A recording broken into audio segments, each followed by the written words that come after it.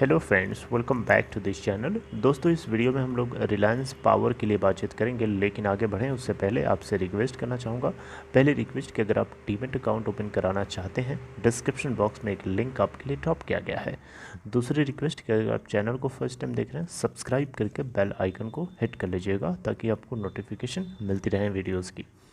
Reliance power limited में last trading session में बहुत ही बढ़िया तेज़ी देखने को मिली थी दोस्तों। 11.75 की ओपन प्राइस के बाद 12.20 का अपर सर्किट लग गया था। लगभग 55 पैसे की क्लोजिंग हुई है ऊपर। 55 पैसे ऊपर क्लोज हुआ है अपने लास्ट क्लोजिंग प्राइस 11.65 के कंपेयर में, यानी 4.72% का upper circuit. 2,56,90,689 total volume trade किया गया। दोस्तों, रिलायंस पावर को लेकर के एक खबर है, खबर को मैं डिस्कस करूंगा। उसको लेकर के आपको नेगेटिव नहीं होना है, बल्कि आपको उसको लेकर के तसल्ली रखना है। सरकार ने जो है अपने लेवल से कोशिश कर रही है उसके कॉन्सिक्वेंसेस को कम करने के लिए। दोस्तों, पहले खबर क्या है उसका आपको टाइटल पता होना चाहिए। देखिए दोस्तों, खबर ये है कि जितने भी कोल बेस्ड पावर प्लांट्स हैं हमारे देश के अंदर, यहाँ पे कोल की क्राइसिस चल रही है, जिसके चलते बहुत सारे स्टेट्स में पावर शॉर्टेज देखने को मिल रही है हमारे देश के अंदर।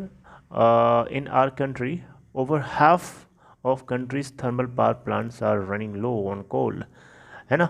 लगभग हमारे देश के अंदर 174 पावर प्लांट्स हैं, जिसके अंदर अगर हम देखें तो लगभग आधे से ज़्यादा पावर प्लांट जो हैं वो एक तरीके से देखा जाए तो लो कोल उनको कम मिल पा रहा है, और उनकी कोल की सप्लाई उतनी ज़्यादा नहीं है, राइट।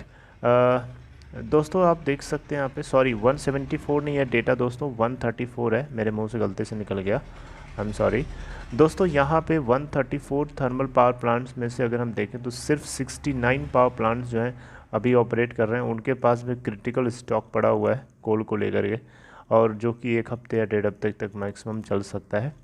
तो यहाँ पे ये एक बहुत बड़ा इशू है दोस्तों। और ये एक तरीके से देखा जाए, जो टोटल कैपेसिटी है हमारे देश के अंदर 168,000 मेगावाट की, जिसमें से 87,000 मेगावाट जो है ये टोटल कैपेसिटी है जो अभी क्रिटिकली चल रही है।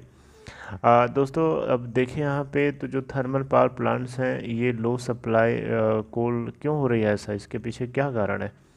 दोस्तों, इसके पीछे कारण ये बताया जा रहा है कि एक तो ये है कि जो पावर की डिमांड बढ़ी है अचानक इकोनॉमी के ओपन होने के साथ। तो अचानक कोई चीज़ जब बढ़ती है ना, तो उसकी अचानक डिमांड बढ़ती, तो अचानक हम सप्लाई नहीं कर पाते, क्योंकि हमें पता नहीं होता है। तो इकोनॉमी जैसे खुली है वैसे ही अचानक डिमांड बढ़ी है पावर की, और अचानक उस तरीके से सप्लाई नहीं हो पा रही है। तो इस सडन रीओपन होने की वजह से ऐसा देखने को मिल रहा है। दूसरा कारण ये बताया जा रहा है कि जो हाइड्रो पावर प्लांट्स हैं उनसे जो जनरेट होती थी इलेक्ट्रिसिटी, वो नहीं हो पा रही, क्योंकि उतनी ज़्यादा रेन नहीं हुई है इस बार। शॉर्टेज ऑफ रेन होने की वजह से हमें ये डिसरप्शन देखने को मिल रहा है। तीसरा कारण ये बताया जा रहा है कि कोल बेस्ड पावर जनरेशन जो होते हैं, स्टेट्स कुछ ऐसे हैं हमारे देश के अंदर जिन्होंने पूरी तरीके से पेमेंट नहीं किया है, जिसके चलते वहाँ पे सप्लाई काट दी गई है। जैसे कि आपने एक रिसेंटली एग्जांपल देखा होगा या सुना होगा कि एनटीपीसी ने यूपी के नॉर्थ पार्ट में आई थिंक सो पावर को कट कर दिया था due to non payment, right. तो ये 3 मुद्दे हैं मेन, और इन तीनों को लेकर के जो है कोल सप्लाई शॉर्टेज चल रही है, जिसको लेकर के यूनियन पावर मिनिस्ट्री ने एक core management team CMT constitute किया है, और 28 अगस्त 2021 को, और जिसमें अलग अलग रिप्रेजेंटेटिव्स हैं सीईए के, मिनिस्ट्री ऑफ पावर के हैं, और कोल इंडिया लिमिटेड के हैं, ताकि ये डेली मॉनिटरिंग को इंश्योर किया जा सके और उसको लेकर के कोई नेसेसरी मेजर लिया जा सके। तो आप बोल सकते हैं कि ये बात मुझे रिलायंस पावर से क्यों लेकर के बता रहे हो। तो दोस्तों, इसके पीछे कारण ये है कि रिलायंस पावर लिमिटेड का जो टोटल पोर्टफोलियो है 5,945 मेगावाट का, आप देख सकते हैं, उसमें थर्मल पावर और रिन्यूएबल पोर्टफोलियो दोनों शामिल हैं। तो इसमें अगर हम कोल बेस्ड पावर प्लांट की बात करें तो 3,960 मेगावाट का coal based Sasan ultra mega power project है मध्य प्रदेश के अंदर, और 1200 megawatt coal based Rosa power plant है उत्तर प्रदेश के अंदर, और 600 megawatt coal based power plant है बुटीबोरी महाराष्ट्र के अंदर। और इस तरीके से बहुत सारे मेगा पावर प्रोजेक्ट्स हैं, ठीक है। तो ये जितने मैंने अभी पावर प्रोजेक्ट्स बताए ये सभी के सभी कोल बेस्ड हैं, तो सभी के सभी कोल से चलते हैं। अब कोल इनको सप्लाई नहीं होगा तो फिर ये पावर जनरेट ही नहीं करेंगे, फिर पावर जब जनरेट नहीं तो सप्लाई कैसे करेंगे, मेरी बात समझ रहे हैं। तो इसीलिए मैंने आपको आर पार से रिलेट करके बताया, क्योंकि कोल सप्लाई जो है अभी शॉर्टेज चल रही है, उसको कवर अप करने के लिए, उस शॉर्टेज को रिड्यूस करने के लिए, ख़त्म करने के लिए सरकार जो है अपने लेवल से काम कर रही है।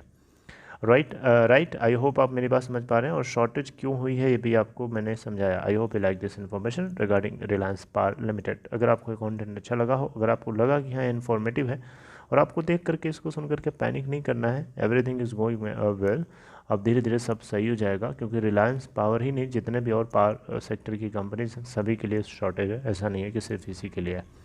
Okay, so this is all in this video, take care, see you next time.